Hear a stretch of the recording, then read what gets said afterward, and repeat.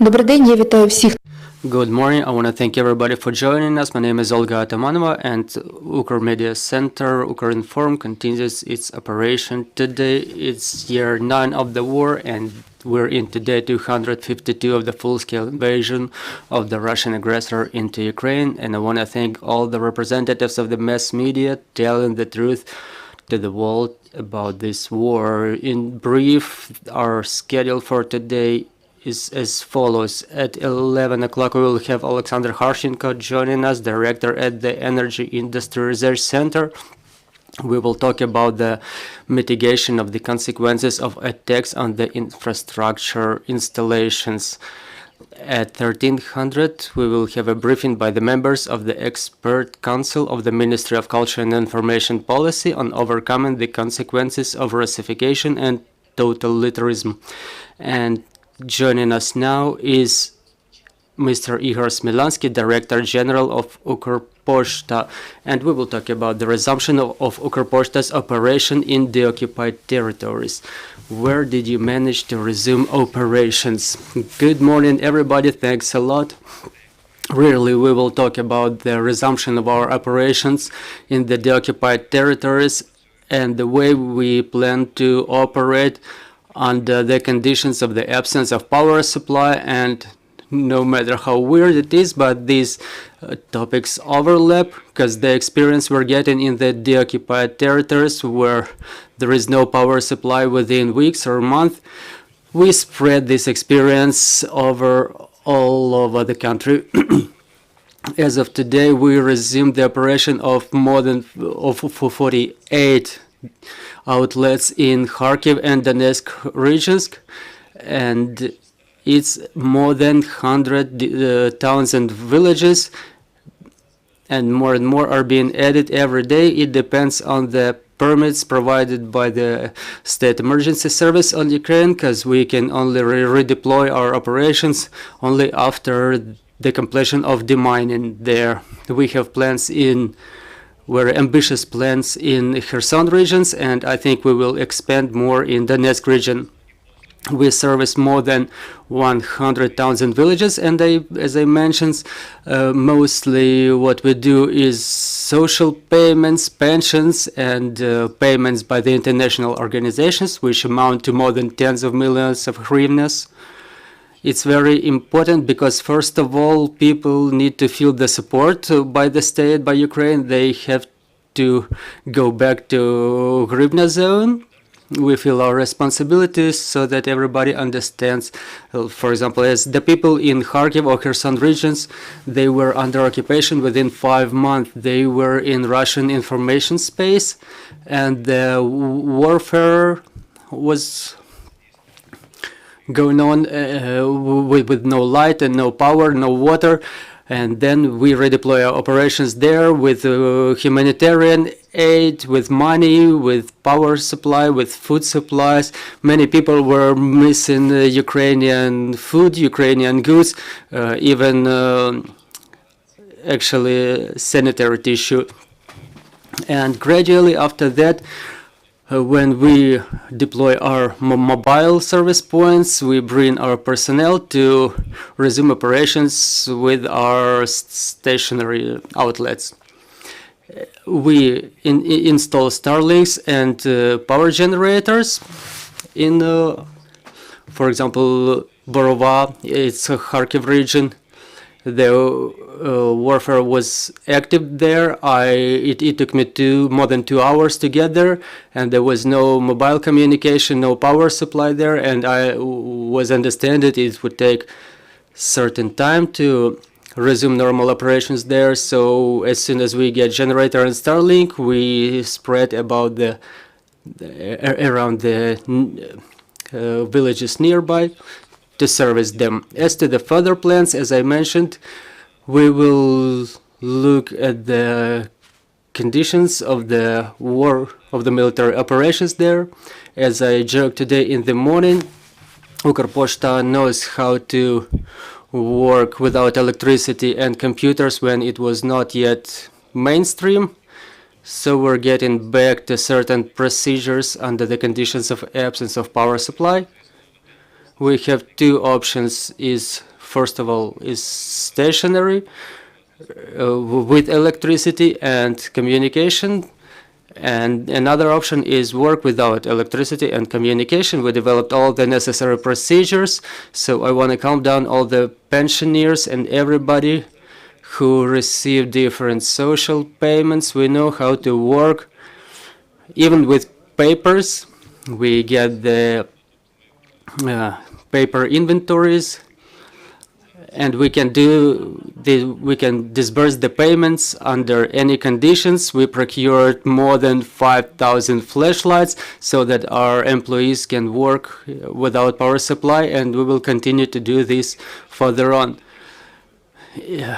People will see all these payments in online systems only when the normal operations are resumed. We will receive utility payments through Ukrposhta because our utility service personnel is doing a tremendous job, and they need to get their wages as well. We continue paying money transfers, and the only limitation is that when the power supply is off, the payments are limited to 5,000 hryvnias only, because it's in compliance with the financial monitoring procedures, just as the National Bank requires.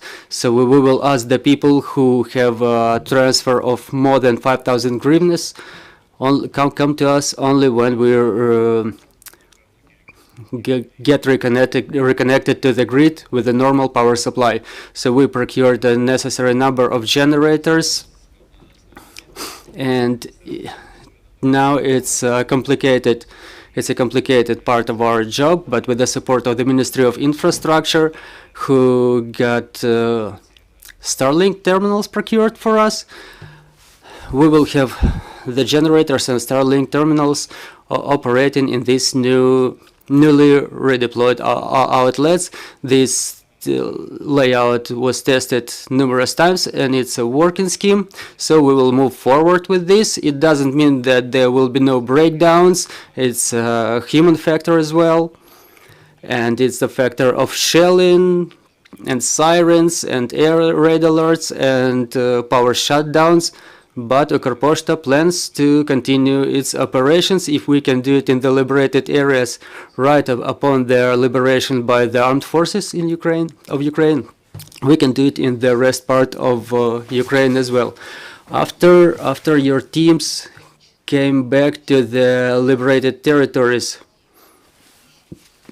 how many locations of Ukrposhta were turned out to be unable to operate? I don't know why, but the occupants liked our facilities. They established their headquarters there. For example, in Balakleya, we had SOBR unit from Tolyatti. They had about 40 bunks in there, and the building was really damaged. The condition is different. Sometimes it's a lot of damage, sometimes the buildings are partly damaged. But we started adapting to this. For example, if second and third floors are destroyed, we cut them off and start the operation as soon as we can, for example, on the first floor. When we work with the local communities, it's different for each of them, and we can provide our facilities and our buildings for the social workers. Let's say in those parts which remain undamaged. So we give the opportunity to the pension fund employees to work in our facilities as well. And so sometimes the representatives of local authorities provide some new facilities for us to operate in. And taking into the account the psychological condition of the occupants, so we diversify our locations. For example, if we provide humanitarian aid in one location, then other types of services may be provided in other location in order not to create a mass concentration of clients. So basically, we can work in any place under any conditions. Currently, with Starlinks and generations, obviously where the territories are demined. Can you assess the losses in the deoccupied territories? Well, they amount to millions of hryvnias. To reset up a new outlet, it costs like about 1 to 2 million hryvnias at least, because if the building is damaged, we have to redeploy the cashier machines, we have to reinstall the furnitures, and we have a pilot projects of installing the module buildings where there is no possibility to redeploy in a normal facility, in a normal building, because in some villages and towns sometimes the buildings are completely destroyed to the ground. That's what we're gonna try to do first in the Kharkiv region, and if we make it, if we start operate normally, then we'll start using this format further on. Under the war conditions, we understand that our people is our most precious resource, and you're in your team as well. Now that you come back into now that you come back to the deoccupied territories, is there the same problem? Is it that your team consists of local populations, or are those new people? As soon as we redeploy in the new town or village, it's like you mentioned, it's a personal participation. I visited Nikopol and Marhanets and Alexandrivka, and as to the teams, depending on the outlet, it's different people, different attitude, different behavior. We have some heroic employees in Kherson region who were trying to save our material, our cars, our computers, and sometimes in other cases, in Kupiansk, for example, a lot of our employees switch sites and were cooperating with the occupants. So we either have to resume operation instantly, but at the same time we need to check our employees.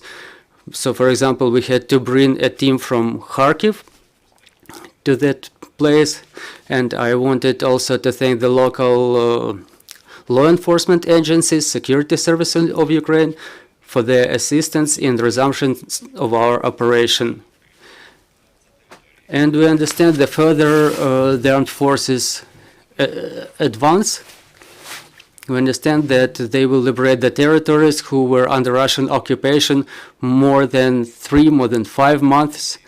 And so sometimes people make difficult moral choices, but anyway, other thousands of people, they need our services, and they have different attitude to Ukraine in different cases.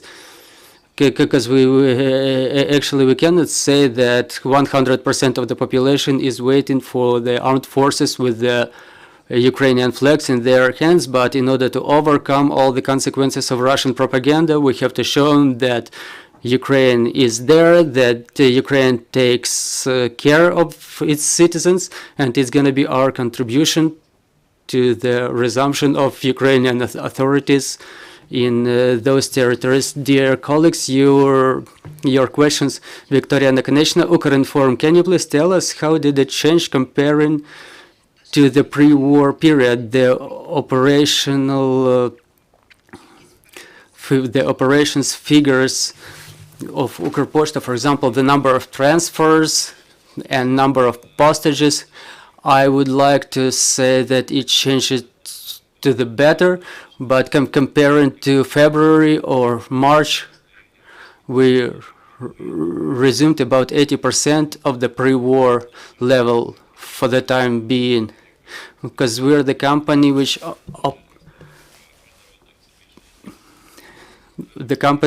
which works with the export postages, and our export postages total to about 60% of all the postages in Ukraine, because export is very important, especially now. We are about to change our tariffs, and it's going to be a pleasant surprise. I think we're working on finalizing the details. And why it's important, because a large number of these small businesses, they count on this. It's actually their activity, their profits. And I meet these people, sometimes they support like 5 to 6 different families, and it's important for them to enable their operation in the Ukrainian territory. So we resumed about 70% of our export postages. And as to intra-country postages, they are around 55–60%. And these figures, they reflect the reality, and now under the conditions of absence of power supply and when the shops don't work, people order something online, but for this they need electric power, they need internet. And now that we arrange the financial payments, we see there is a flow of new deliveries.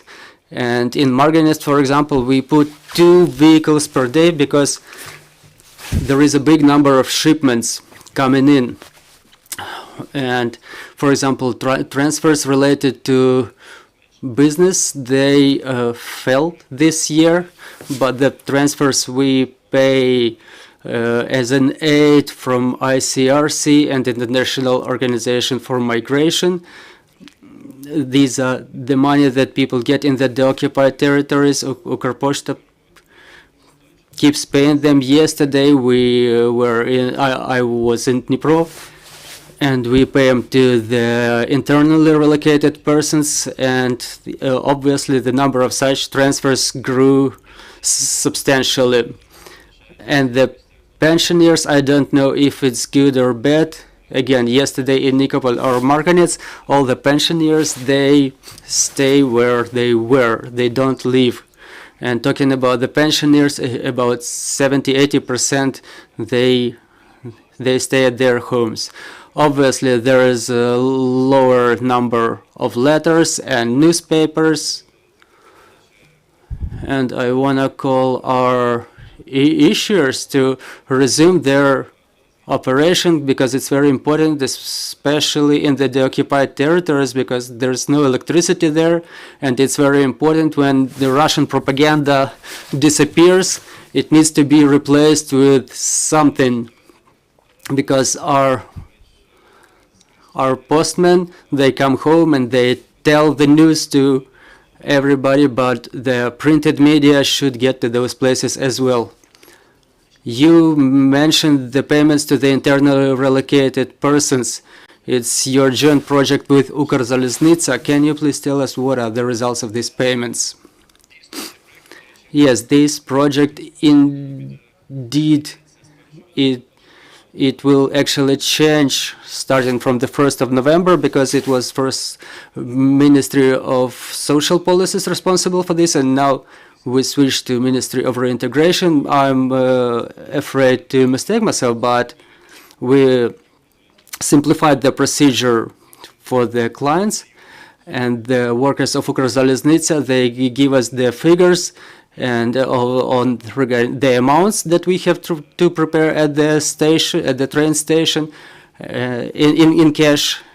We transfer it to them, and people get this money directly at the train station. If they miss the train, they get an SMS message to the telephone where they can get this money.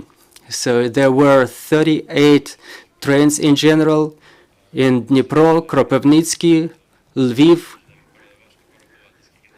It's even difficult to count how many trains were in Lviv, and now we work with the Ministry of Reintegration to see where they channel the flow of people, for example, to Chernobyl region, part of Mykolaiv region, and we are trying to be as adaptive as possible, because people are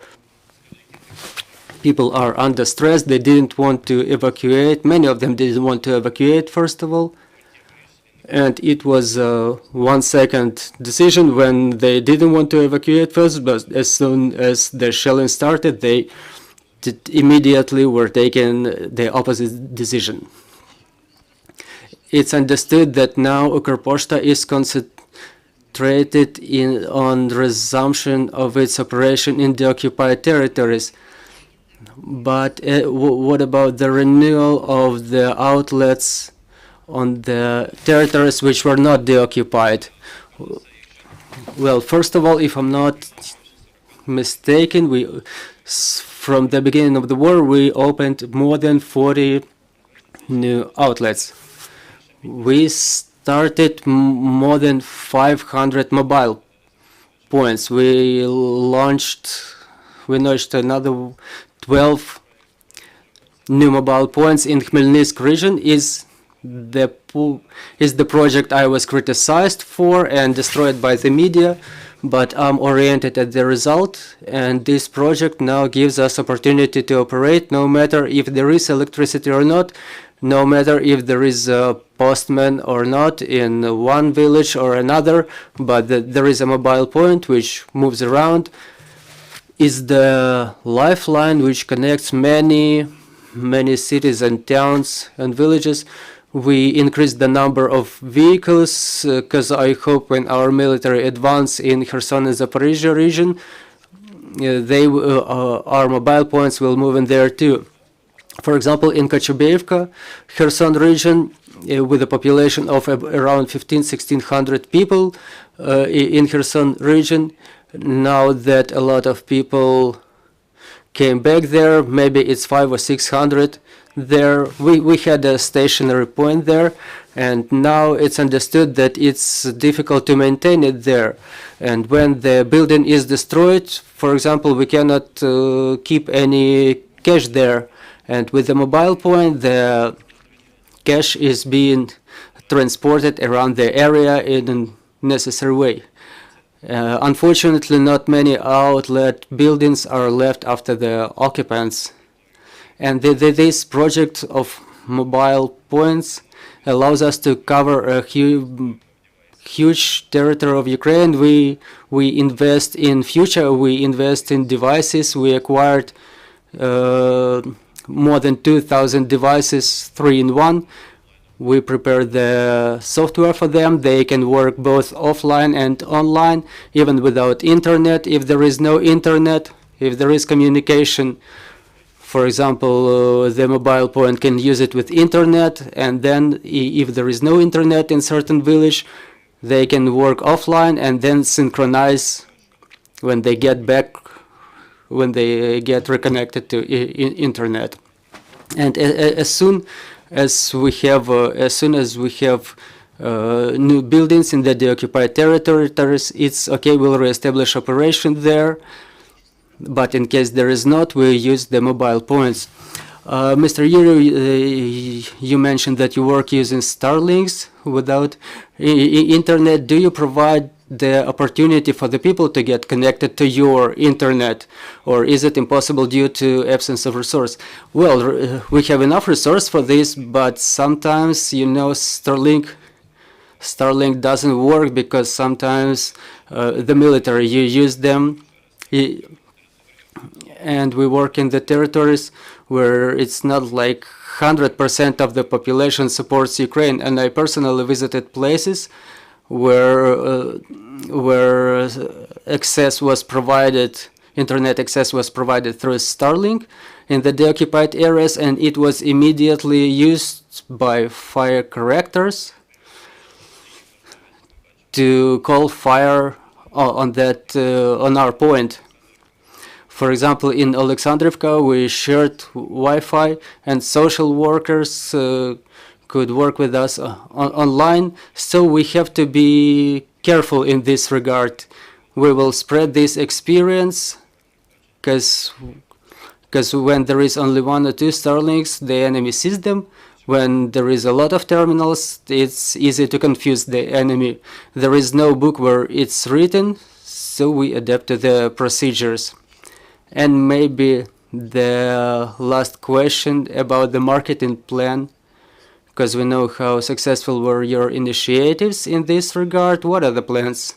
You know, this Friday our enemy celebrate the day of the national unity, and we cannot go past this day, and our obligation is to make a present. So this Friday you will see the present. We will announce it soon. Okay, we'll be waiting for your announcements. Thanks for joining us. Thank you, dear colleagues. Our next briefing is at 11. Bear with us. Glory to Ukraine, glory to the heroes.